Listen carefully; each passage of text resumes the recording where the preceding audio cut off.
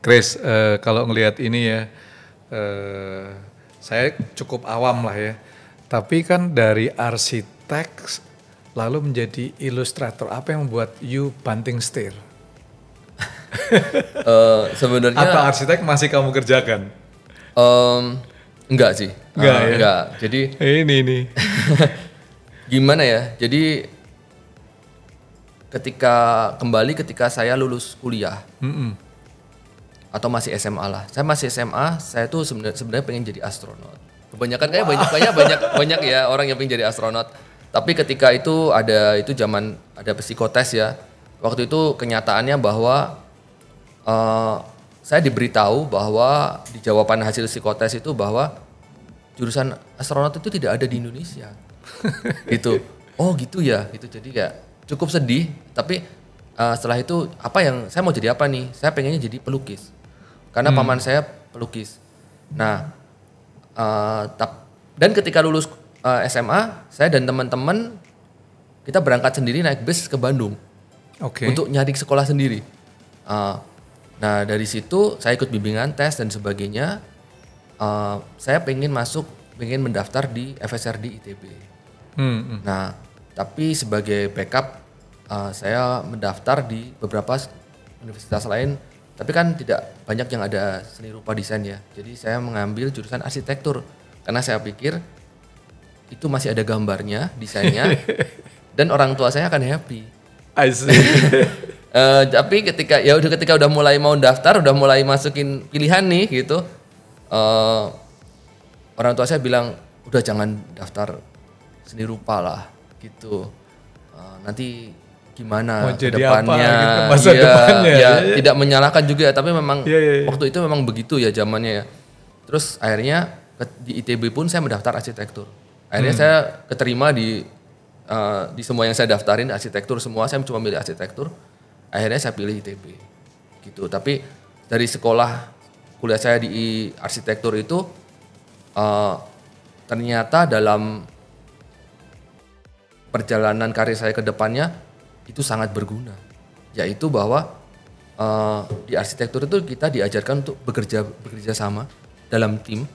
Jadi kita walaupun arsitek, kita kan ketika mendesain, ketika bangunan itu akan dibangun kan harus berhubungan dengan sipil, teknik lingkungan, planologi dan lain-lain. Itu tuh ternyata ada efeknya. Kemudian koordinasi, manajemen dan lain-lain yang mungkin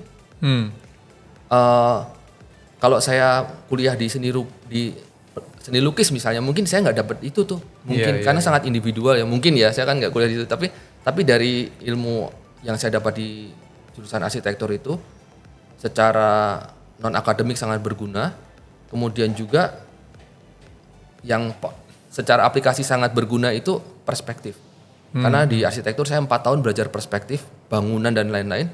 Ketika saya bikin komik, semua kan butuh background ya, kita duduk karakternya ada rumah, ada interior. Nah itu tuh gampang banget saya ngerjainnya. Sementara saya baru sadar itu ketika saya tugas pertama saya kuliah di Amerika. Asdosnya tuh datang di assignment saya gambar halaman komik pertama itu tentang New York subway. Settingnya. Saya gambar semua detailnya subway-nya itu, terus dia nanya, "Lu dulu kuliahnya apa?" gitu. Arsitektur. Oh pantesan. Dan gitu. Terus saya lihat kiri kanan yang S1-nya itu musik, S1-nya jurusan lain-lain gitu ya. mereka struggling dengan perspektif. Jadi ternyata tuh Gotcha. banyak banget gunanya. Sampai sekarang ketika saya desain set film atau apa, semuanya perspektif interior. Gitu. Siapa tahu Chris habis ini nanti in the future jadi back to arsiteknya bisa beda ini. The House of Disney, The House of Spider-Man gitu ya. Chris, you kan sudah sukses kan ya, at least untuk generasi di Indonesia ya, sebagai one of the best illustrator, bahkan telah melakukan begitu banyak ilustrasi-ilustrasi daripada film-film yang sudah bersifat global itu ya, di sana. And then you decided untuk go back to Indonesia. Ini langka sekali sih. Ya kan, dari terima US dollar hanya rupiah, walaupun ini langka, tapi itu yang membuat saya pribadi begitu kagum dan menghargai orang-orang seperti Anda semua. Bisa ceritakan nggak, Chris, what your decision to go back? Oke, jadi sebenarnya ketika saya apply beasiswa Fulbright tahun 2022 ya kalau nggak salah, itu salah satu kita tuh memang harus mengisi essay juga, bahwa tujuan dari beasiswa Fulbright itu adalah pemerintah Amerika Serikat memberikan bantuan atau menyekolahkan orang Indonesia untuk bersekolah di sana, tapi pulangnya harus ke Indonesia, ke negara asal, karena tujuannya sebenarnya adalah untuk membantu Indonesia. Gitu. Mereka sendiri mungkin udah overload komikus ya gitu. Cuma di Indonesia kan belum, dan makanya pendidikannya juga belum ada. Nah, oleh sebab itu waktu itu saya memang kepingin, saya udah menulis, saya pingin mendirikan satu wadah. Bentuknya saya masih belum tahu waktu itu, di mana komikus, ilustrator itu bisa bekerja sama. Bentuknya seperti apa saya masih belum tahu waktu itu.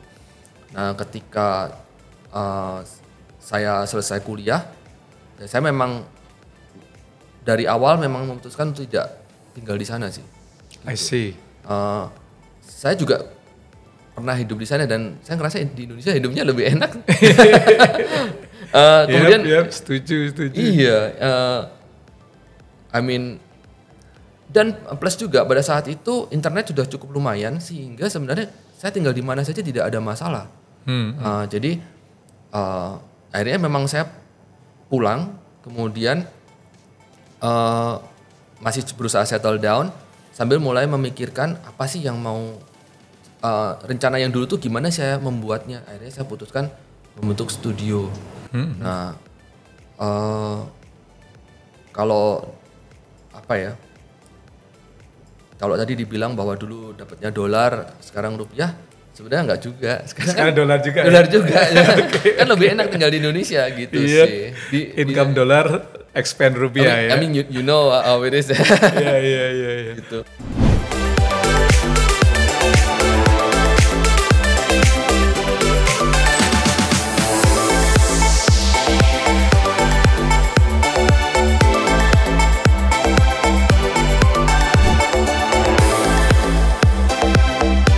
Halo, nama saya Okto Barimbing. Saya di Reon sejak awal udah mulai menulis komik untuk Reon Comics. Dari majalahnya terbit volume 2 kalau tidak salah. Nah, karya pertama di Reon ini Galau Man. Jadi superhero yang berubah kalau ditolak cewek. Awalnya ya founder Reon minta saya untuk bikin cerita romance. Nah, dari cerita romance terus ya saya lagi mikir, saya kan kurang jago lah bikin cerita romance lah. Akhirnya nyoba nyari ide. Ya, waktu dulu sih lagi rame kata galau, dan orang-orang apapun lah pusing apa-apa disebutnya galau, dan lagi ditolak cewek juga nyebutnya galau. Nah, dari situ mulai kebersit ide, kayaknya seru nih bikin. Orang kan kalau galau kan kayak mungkin ada yang depresi. Nah, saya pengen ngubah orang yang galau justru jadi berenergi. Nah, dari situ inspirasi awalnya. Ternyata banyak komikus di Indonesia, entah profesional maupun yang masih SMA aja juga gambarnya udah bagus, bisa langsung kelihatan. Dibanding zaman dulu kita mesti nyetak dulu, datang ke pameran ngejualin. Jadi kalau mau dibilang perkembangan dari segi digital membantu kita melihat semakin banyaklah komikusnya. Dulu mungkin banyak juga, atau mungkin ternyata dikit, kita nggak tahu karena untuk aksesnya aja udah susah. Di saat nggak banyak penerbit yang mau nerbitin komik Indonesia, tiba-tiba ada Reon muncul. Ya buat saya sih itu benar-benar oase sih. Apalagi Reon kan waktu itu mau langsung berapa komikus dijadiin bikin kompilasi. Nggak langsung, kalau dulu kan waktu saya akhirnya diterbitin di penerbit major, ya kita mesti bikin 100 sampai 200 halaman dulu baru bisa terbit. Itu kan makan waktu 6 sampai 1 tahun. Nah, dengan Reon kan kita bisa 4-5 mingguan udah bisa langsung terbit dan bisa dibaca pembaca. Buat saya sih itu membantu banget. Dan saya lihat sih benar-benar ngedongkrak sih. Orang yang nggak tahu jadi tahu komik Indonesia. Kalau bikin komik mah ya semua orang bisa bikin komik. Cuman untuk supaya komiknya tuh keakses ke calon pembaca susah, itu saya udah ngalamin. Nah sekarang era digital, era online, internet benar-benar gampang deh. Jadi aku saranin ya kalau yang mau jadi komikus manfaatin sebaik-baiknya. Dan yang terpenting dari semuanya adalah konsisten. Wow, saya kira saya pribadi is overwhelmed ya. Chris lihat cuplikan-cuplikan yang begitu menarik sekali. Saya juga terkagum dengan Wiro Sableng. Bisa cerita sedikit nggak Chris tentang Wiro Sableng ini? That's my favorite. Iya, jadi sekitar tahun 2000 berapa ya? 2017 kayaknya. Saya dikontak oleh Mbak Lala Timothy, produser dari film Wiro Sableng. Jadi saya diajak meeting untuk menjajaki Karavan untuk membantu mendesain karakter dan juga dunianya Wiro Sableng secara visual. Jadi di situ based on script dan juga direction dari produser, kita mulai mendesain setiap karakternya, senjatanya, dunianya, setnya, semuanya, sehingga kita menghidupkan dunia universe dari Wiro Sableng ini untuk produksi filmnya. Nah dari situ kita belajar banyak banget sih mengenai produksi film. Ini adalah boleh dibilang produksi film pertama yang masif dan waktunya cukup panjang buat kami untuk bereksplorasi. Dan hasilnya semuanya ada di buku ini, banyak banget gambarnya. Semua sampai sedetail mungkin kita coba desain, sampai efek-efek jurusnya. Dan akhirnya kita juga sempat membantu mengenalkan juga ke pihak Garena. Garena itu adalah sebuah perusahaan game yang menerbitkan game Arena of Valor, AOV. Itu game MOBA yang digemari anak-anak sekarang lah. Nah, saya tuh punya ide karakter Wiro Sableng ini bisa sih kayak masuk di game itu. Dan setelah saya pertemukan pihak produser dengan pihak Garena, dan ternyata klop. Jadinya Wiro Sableng ini masuk sebagai karakter original pertama di game Arena of Valor. Gitu. Jadi prosesnya menyenangkan sekali lah. Maksudnya banyak new experience yang saya dapat dari sini. Gitu. Chris dari seorang ilustrator, komikus, lalu membuat gamer. What is the next film maybe? Oh film. Ya, jadi kalau dari pekerjaan kita sebagai konsep artis, konsep atau visual development untuk film, kita udah mulai banyak Gundala, Wiro Sableng dan lain-lain, termasuk Pengabdi Setan 2. Nah, susah dengar you yang membuat atau ilustrator tentang setannya sendiri ya. Gimana itu? Ya, waktu mulai pre-produksi Pengabdi Setan 2, Bang Joko Anwar meminta coba dieksplor lagi nih look-nya ibu gitu. Oke. Ya dari situ ya kita banyak melakukan opsi iterasi desain sehingga sosok ibu tuh memang tidak persis seperti yang di film pertama sebenarnya kalau dilihat itu ada perbedaannya. Itu karena memang ada proses redesign lagi untuk film kedua gitu. Oke.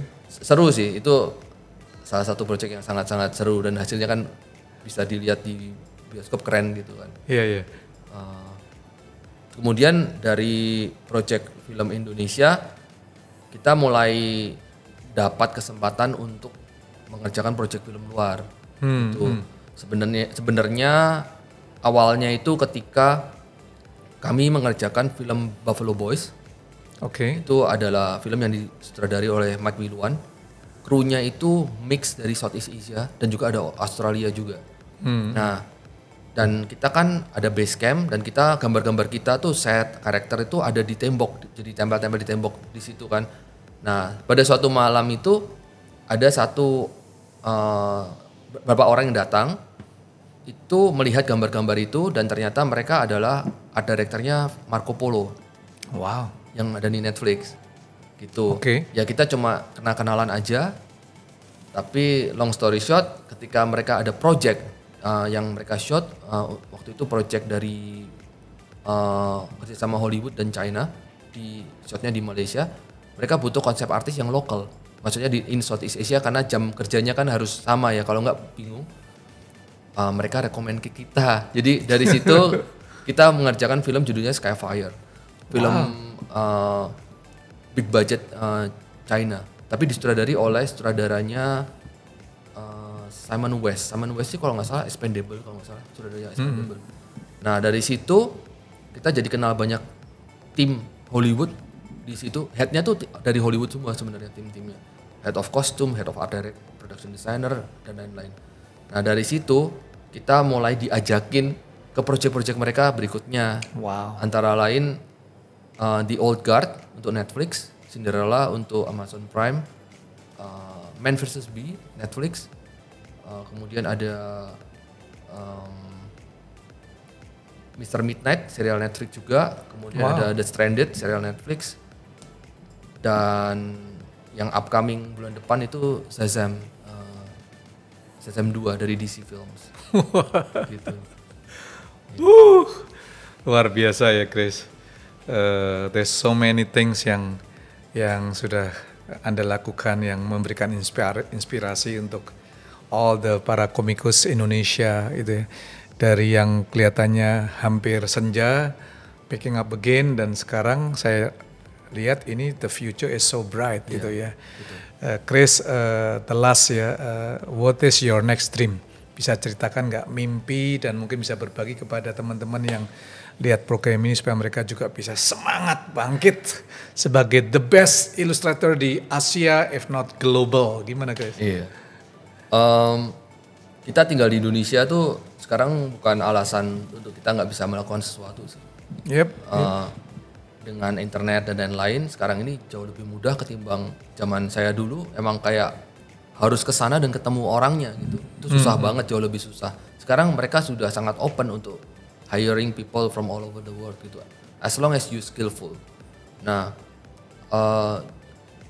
cuma ketika kalian udah dapat kerjaannya, untuk maintain kerjaan itu jauh lebih susah daripada ketika mendapatkan. Dan jangan dianggap bahwa sebagai desainer, ilustrator, komikus ya kita tuh masih sangat familiar dengan begadang. Semuanya lah. Iya, jadi mungkin dulu saya mikirnya nanti kalau saya udah kerja 10 tahun mungkin saya nggak usah begadang lagi. Ternyata enggak loh sampai sekarang gitu. Jadi mungkin yang bisa dilihat Caravan, Reon Comics sudah mengerjakan banyak hal, tapi sebenarnya semuanya itu tidak ada yang mudah. Jadi tetap kerja keras tetap harus, kesempatan sudah terbuka, dan jangan malu untuk menunjukkan karya, gitu. Maksudnya kalau kalian nggak menunjukkan karya kalian, mungkin online atau kepada orang lain, siapa yang akan tahu? Gitu. Karena banyak yang seperti itu. Asal nggak annoying ya, itu sih mungkin ada batasnya ya. hustling boleh, tapi ada batasnya, nggak boleh terlalu annoying. Itu yang saya dapat juga waktu kuliah, saya juga diajarin begitu. Ada waktu-waktu tertentu kamu ketemu orang nunjukin portfolio, ada waktu tertentu kamu jangan bawa portfolio. Harus melihat situasinya. Karena dengan perbedaan itu orang bisa ada yang suka, bisa jadi sebel gitu sih. Nah itu salah satu yang saya dapatkan ketika kuliah dan saya coba praktekkan. Wah, Chris, thank you so much untuk inspirasinya yang dibagikan ya dalam Satu Cerita untuk Indonesia, sukses for 2023 dan beyond. Mimpi-mimpinya dari seorang komikus Indonesia menjadi komikus global, illustrator, bahkan filmmaker, and the future of the best architect global. Siapa tahu ya. Amin. Yeah. Thank you ya Chris, sukses ya. Terima kasih Pak. Oke, thank you guys Anda yang telah menonton video ini. So jangan lupa untuk Anda punya komitmen persisten, apapun juga talenta yang sudah Anda miliki, keep on doing it. Dan dari Indonesia Anda bisa memancar sampai mancanegara. So jangan lupa juga untuk like, comment, share, dan juga nyalakan lonceng notifikasi untuk program dan cerita-cerita yang menarik lagi dalam Satu Cerita untuk Indonesia.